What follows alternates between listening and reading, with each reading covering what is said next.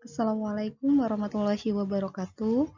Hari ini kita kembali lagi bahas kisi-kisi UTS. Nah, untuk kali ini kita membahas UTS Geografi untuk kelas 10 ya. Jadi diperhatikan baik-baik. Kita lanjut ke slide pertama.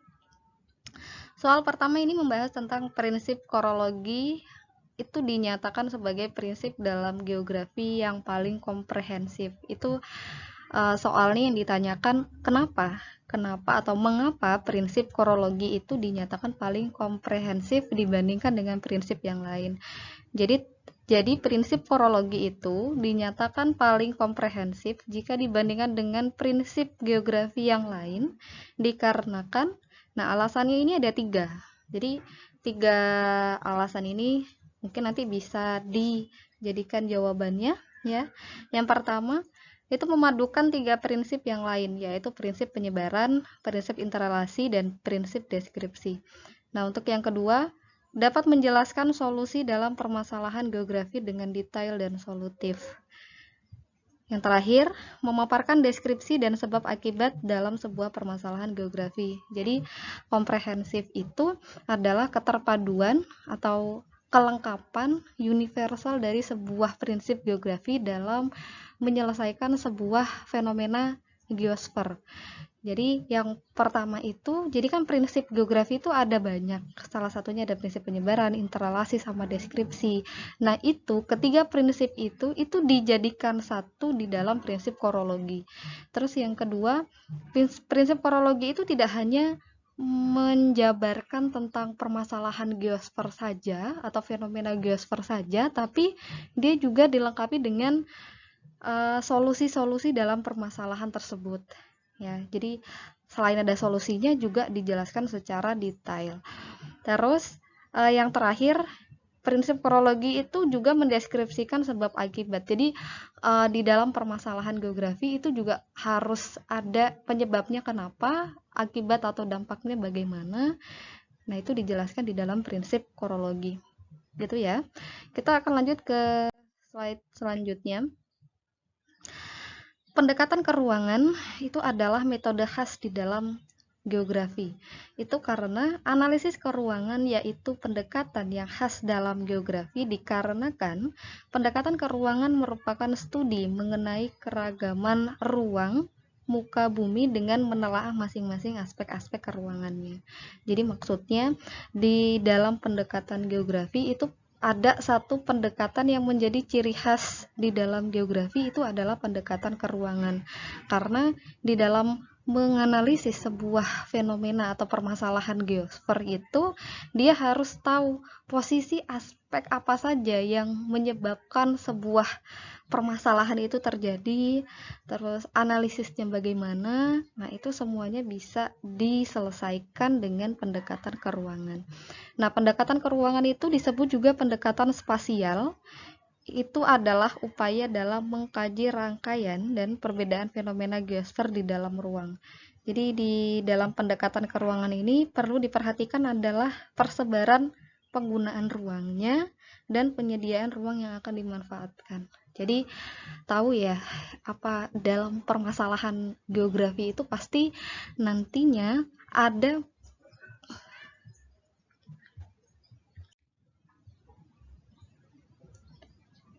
beberapa ruang yang dimanfaatkan untuk proses-proses geografis gitu ya. Oke, kita lanjut ke slide selanjutnya. Ini adalah mengukur jarak sesungguhnya jika memang yang diketahui hanya jarak dalam peta dan skala. Nah, jadi nanti ketika mengerjakan atau menghitung jarak sebenarnya harus diperjelas terlebih dahulu diketahuinya apa saja. Berarti yang diketahui adalah jarak pada peta itu 8 cm, skalanya 1/25.000, yang ditanya itu adalah jarak sebenarnya. Maka jawabannya mencari jarak sebenarnya itu adalah jarak pada peta atau 8 cm tadi itu dibagi dengan skala.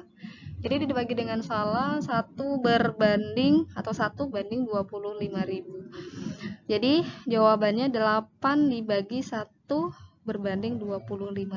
Jika itu dibalik, maka 8 dikali 25.000 dibagi 1. Jadi angka satunya nggak usah dihitung, langsung 8 dikali 25.000 jadi 200 cm. Nah, dari senti ke kilometer itu kan pasti naiknya 5 tangga. Nah, berarti nolnya harus dikurangin 5. Jadi 2 km. Jadi jarak sesungguhnya ketika di peta itu hanya 8 cm dengan skala 1 berbanding 25.000, maka jarak sebenarnya adalah 2 km. Kita lanjut ke soal nomor 4. Ya, di sini soal itu ditanyakan penjelasan dari penginderaan jauh. Jadi penginderaan jauh atau indraja atau bahasa Inggrisnya ada remote sensing itu adalah seni dan ilmu untuk mendapatkan informasi tentang suatu objek, area, atau fenomena melalui analisa terhadap data yang diperoleh dengan menggunakan alat, bisa pakai alat atau tanpa alat pun, yaitu dengan kontak langsung dengan objeknya di daerah maupun fenomena yang dikaji. Jadi penginderaan jauh itu proses untuk mendapatkan informasi dari sebuah objek benda, ya, area itu wilayah, atau memang fenomena geosfer. Fenomena geosfer itu banyak kejadian-kejadian yang memang itu terjadi di atas permukaan bumi. Contoh misalkan banjir, longsor, gunung meletus, itu namanya fenomena geosfer, ya. Dan itu bisa dianalisa. Analisanya itu diapain? Dianalisis, dikaji penyebabnya kenapa, dampaknya bagaimana, gitu, faktor pendukung, faktor penghambatnya seperti apa. Nah, itu informasi-informasi itu bisa didapatkan melalui penginderaan jauh. Bisa pakai alat, ya, bisa pakai citra foto, atau memang kita nggak usah pakai alat sekalipun, hanya menggunakan kontak langsung dengan objeknya, dengan melihat saja itu pun juga bisa, gitu ya. Oke, kita lanjut ke soal terakhir, permasalahan pokok penelitian geografi. Nah, jadi di dalam penelitian geografi itu ada beberapa permasalahan inti atau permasalahan pokok yang harus diselesaikan. Inti permasalahannya apa? Gitu ya. Yaitu yang pertama adalah apa masalahnya? Itu berkaitan dengan gejalanya. Jadi kalau misalkan kita bahas tentang erosi tanah, apa sih erosi tanah itu? Erosi tanah itu adalah pengikisan tanah. Jadi tanah misalnya yang tebelnya 7 cm gitu di atas permukaan bumi gitu ya. Di kerak bumi itu tebelnya 7 cm misal. Nah, itu erosi itu bisa terjadi dengan adanya air hujan kalau misalkan dia memang ditempatkan di tempat yang curam gitu. Nah, jadi yang pertama itu apa masalahnya? Gejalanya kayak gimana?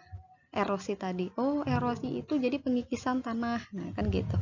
Terus yang kedua, di mana masalah terjadi? Lokasinya itu berkaitan dengan lokasi dan ruang. Lokasinya di mana? Di Kecamatan Sragen, misal. Daerahnya di mana? Di Kaliwangan. Ruangnya. Nah, ruang itu dia lebih detail ke posisi atau tempat di mana fenomena geosfer itu terjadi. Contoh nih, misal erosi tanah terjadi di pantai atau erosi tanah terjadi di perbukitan yang cukup curam, seperti itu. Sama yang terakhir, mengapa masalah itu terjadi? Itu berkaitan dengan relasi, interrelasi, dan interaksi. Jadi ini berkaitan dengan sebab akibatnya. Kenapa masalah itu terjadi? Sebabnya kenapa? Itu dampaknya bagaimana? Berarti erosi itu disebabkan oleh banjir bandang. Jadi dengan banyaknya air ya yang mengalir itu juga bisa mengikis tanah. Jadi ketebalan tanah itu bisa berkurang. Dampaknya gimana? Sebenarnya dampaknya banyak, lebih banyak negatif ya. Jadi kalau misalkan ketebalan tanah itu berkurang, otomatis nanti tumbuhan yang hidup di sekitar tanah yang bererosi itu juga akan semakin tidak baik pertumbuhannya. Karena unsur hara atau zat unsur tanah yang didapatkan dari tanah itu menjadi berkurang. Oke, kurang lebih seperti itu ya. Jadi difahami dengan baik, jangan lupa belajar. Kalau misalkan ada yang kurang paham, silakan nanti diulang-ulang kembali videonya. Alhamdulillah, jazakumullahu khairan. Semoga Allah paling aman, selamat, lancar, barokah. Wassalamualaikum warahmatullahi wabarakatuh.